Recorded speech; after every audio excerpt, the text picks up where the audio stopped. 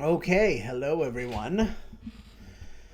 Welcome back to our daily dose for April 9. I realize I've been missing birthdays. I haven't been announcing birthdays at all. Matt's was yesterday. Happy birthday, Matt. Steve Metters is today. So is Candace Hintergart. I'm going to try to do a better job of that. Let's be honest, I'll forget, but I'll try to do better. Um, of course, I don't think some of those people are watching right now.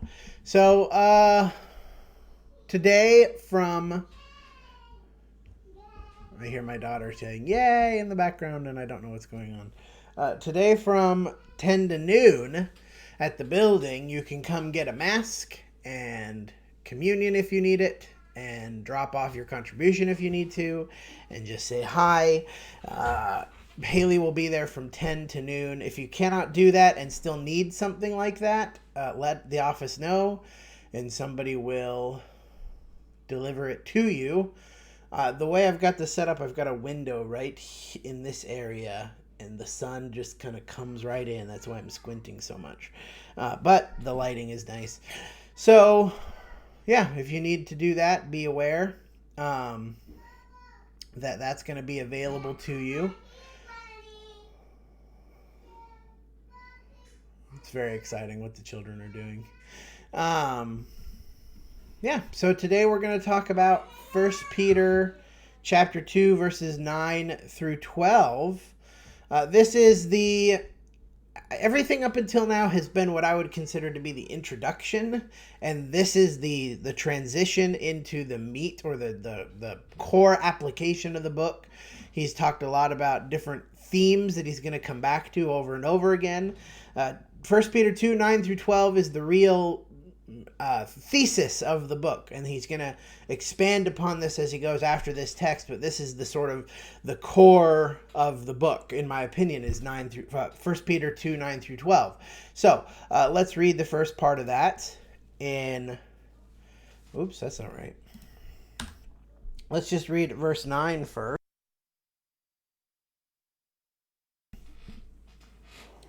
1 Peter 2, 9. You are a chosen race, a royal priesthood, a holy nation, a people for his own possession, that you may proclaim the excellencies of him who called you out of darkness into his marvelous light. Now, the but you are, remember this is coming right off the heels in chapter 2, verse 8. Or chapter 2, verse 7, the honor is for you who believe, but to those who do not believe, the stone that the builders rejected has become the cornerstone, and a stone of stumbling and a rock of offense. They stumble because they disobey the word, right? That was his statement about those who reject Jesus. But you, the you there, who's the you? Us, the Christians, the elect exiles, those who are conducting ourselves with fear throughout the time of our exile. You are a chosen race, a royal priesthood, a holy nation, a people for his own possession. Now, these words are not accidental. The choice of these words is not accidental. It really would have resonated with especially a Jewish audience. We can read passages like Exodus 19, 5 and 6. Exodus 19, 5. Now, therefore, if you will indeed obey my voice and keep my covenant, you shall be my treasured possession among all peoples, for all the earth is mine, and you shall be to me a kingdom of priests and a holy nation. These are the words you shall speak to the people of Israel. This Exodus 19 passage, very similar language, right? If you can just go through it, he says in 1 Peter, you are a chosen race, a royal priesthood, a holy nation, a people for his own possession. In Exodus 19, he uses almost the exact same, right? My treasured possession, you shall be a kingdom of priests and a holy nation. So when he's using this phrasing in 1 Peter, this is not accidental. This is to call to mind, and especially in the minds of the Jewish readers, that God did not cast out the Israelites. God did not just be done. He was not just done with the Israelites, but rather he was including more people into the same kind of covenant relationship that he already had with Israel, right? This special, significant relationship. He was going to include more people in that. The Gentiles were also included, but they were still, and the words that he chooses here, a race. Well, that used to be Israel, right? Now it's the race, just anybody of any race, but it's God's people. A royal priesthood. Again, well, it used to be that it was just the Levites who were priests, but now, of course, everybody we know is, everyone who's a Christian is a priest.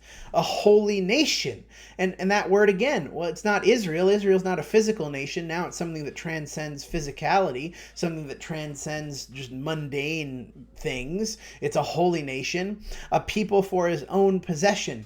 Again, I don't want to get too far ahead of myself, but you see what he's trying to do here is he calls back to several ideas in the Old Testament. Again, trying to reinforce the idea, God has not just discarded the Israelites, but he still wants to have that close relationship, but now more people get to be in that relationship.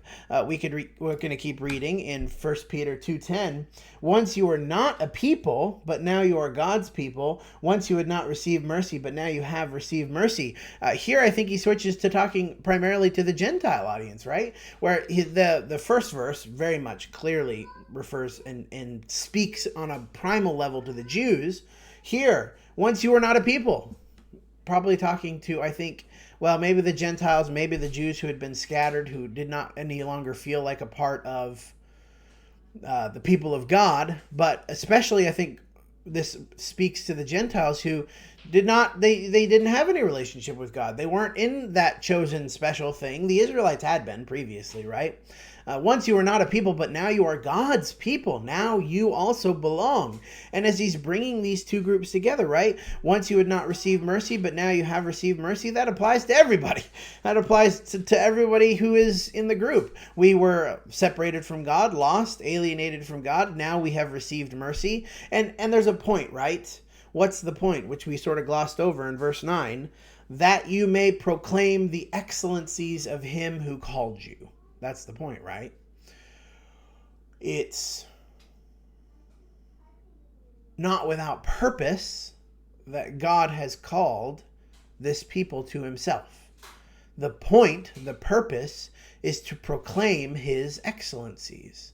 Right? This is why we are this chosen race, royal priesthood, holy nation. That's the function of it. We are chosen to proclaim his excellencies. We are a royal priesthood, and our service is the proclaiming of his excellencies. A holy nation, the nation that is defined by people who proclaim his excellencies. A people for his own possession. So it's of course going to be him that we proclaim the excellencies of. All of these go back to that purpose, right? That one thing that we're supposed to be doing. Once you are not a people, but now you are God's people. And again, this is the core of the letter, right? You feel like you don't belong, but you do belong in this awesome, super special, transcendental thing. And when I say the word transcendental, that's a very significant word. Why am I saying that? Because it is something that transcends the things that he says in this verse. It transcends race. It transcends nationality.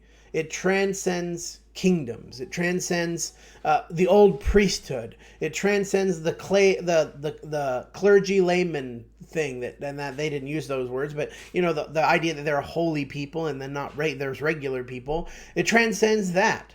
This thing that God has called us into being transcends all of these various things that divide us as people. So yeah, maybe you don't belong in the world. Maybe you feel like you don't belong where you are at work or in your society or in your neighborhood or whatever. You belong to something that's much better than that. We keep reading. 2:11 and 12. The so what of it then? Beloved, I urge you as sojourners and exiles to abstain from the passions of the flesh, which wage war against your soul. Keep your conduct among the Gentiles honorable, so that when they speak against you as evildoers, they may see your good deeds and glorify God on the day of visitation. Now, we've said this before. The book, I think, primarily written as you go back to the beginning, the elect exiles of the dispersion, the diaspora. Again, not primarily, but that word generally evokes the idea of Israelite, the Israelites who had been dispersed. But, and so as we get to chapter 2, verse 12, he does kind of use Gentile, not in the sense of non-Jew, but this word Gentile, the nations, right, is sometimes how it's translated.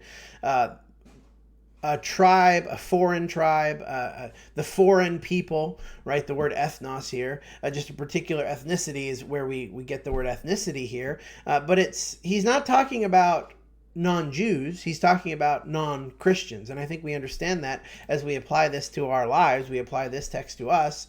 Keep your conduct among those who are not in the chosen race. I think that's the contrast that he's really making here. The chosen race, those who believe in Jesus, and the foreign race, the Gentiles, those who do not believe in Jesus. It used to be that it was Jew versus non-Jew, but of course we know that that's not the case anymore. Peter is drawing a comparison between the race of God's people, and again, that not genetic, right? It's not a genetic thing, but it is a matter of the heart, which is what he said previously in chapter 2, verse 7. The honor is for you who believe, but for those who do not believe, then this has become a stone of stumbling. So this is not a genetic nationality. It is a matter of the heart, a heart nationality. Do you belong with God's people or not? And so what is he saying here in verse 11 and 12? Beloved, I urge you as sojourners and exiles. Again, not that you've been exiled, and they had sort of been exiled from Israel. That was sort of an interesting point about this.